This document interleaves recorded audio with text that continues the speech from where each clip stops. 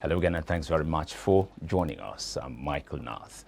The federal government will on Monday conduct its regular monthly bond auction with a target to raise 225 billion naira to further bridge its budget deficit. Debt Management Office, which oversees the government's bond issuances and general debt management, would be raising 225 billion naira through the reopening of three previously issued mid to long-term bonds.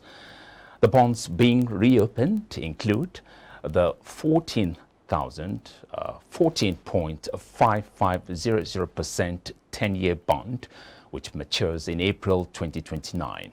Also being reopened is the 12.5000% 10-year bond, which matures in April 2032, and the long-term 16.2499%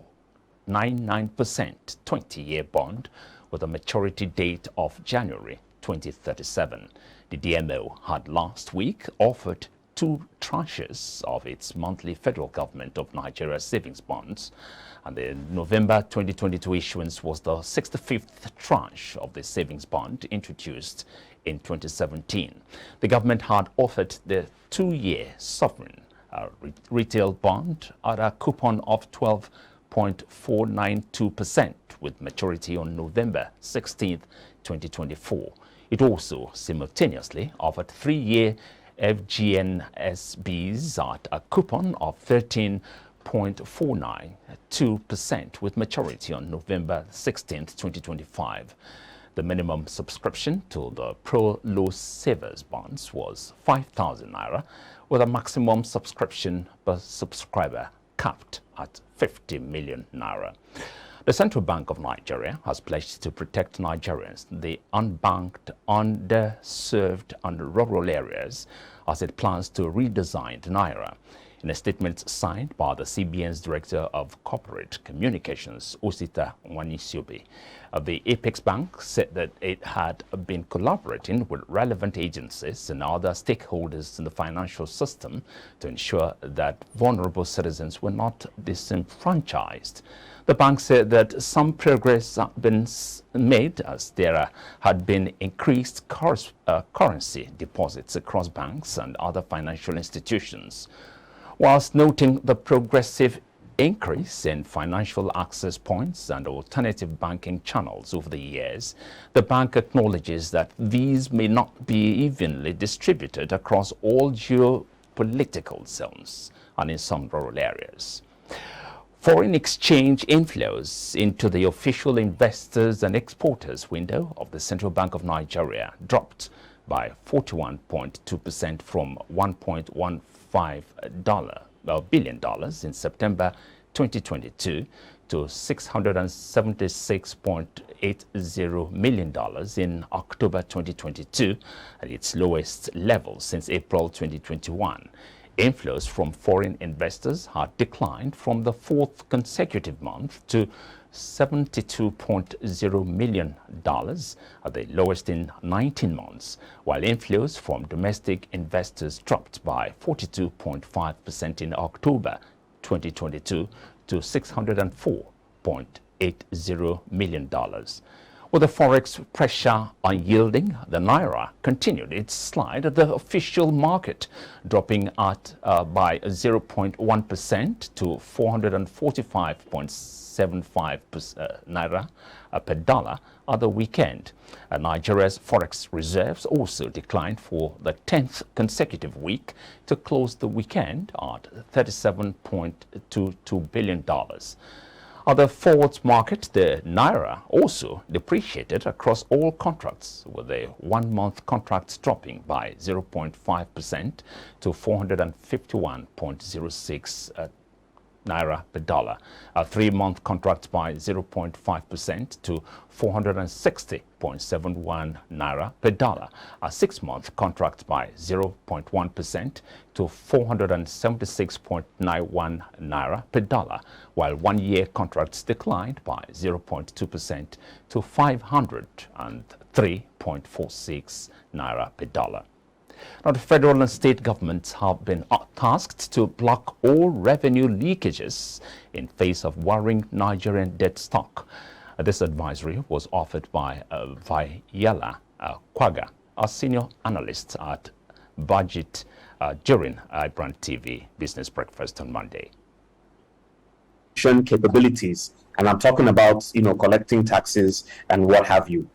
We also have oil, but unfortunately Nigeria has been unable to save enough.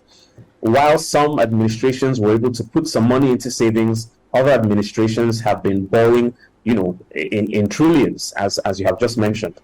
So the implications for the financial health of the country are dire, and it's not easy to confront the fact that Nigeria has these urgent governance needs. But at the same time, something has to be done. It's better to do something than nothing. So in some way, we cannot be entirely critical of the government, seeing as ramping up or improving the economy are things that do not happen overnight. But by and large, looking at the rate of borrowing, the government does need to work on plugging its revenue leakages, on driving down the cost of governance. And this is something, these are arguments that should be made to both federal and state governments. Now, I was asking you earlier, at what point does the government have to be cautious when it comes to spending to boost the economy? It has to be cautious at every single point.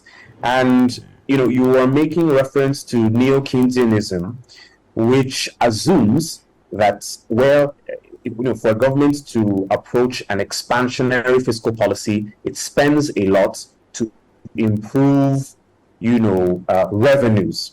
And a contractionary fiscal policy, it spends little because there is excess liquidity, in the economy.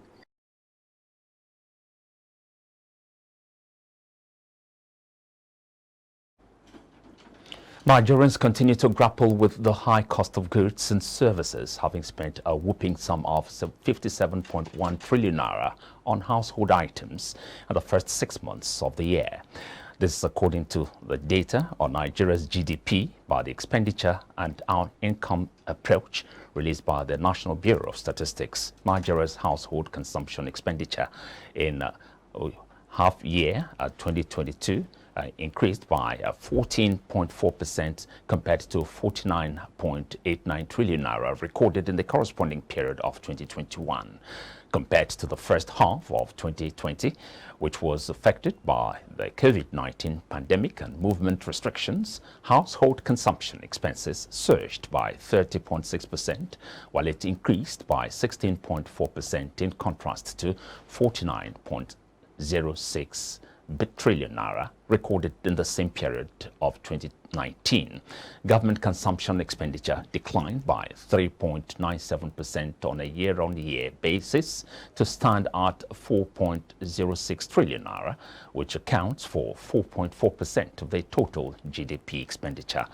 Meanwhile, the gross fixed capital formation, which is represented as fixed asset acquisitions minus disposals, stood at 28.5 trillion naira, representing 31.2% of the total expenses.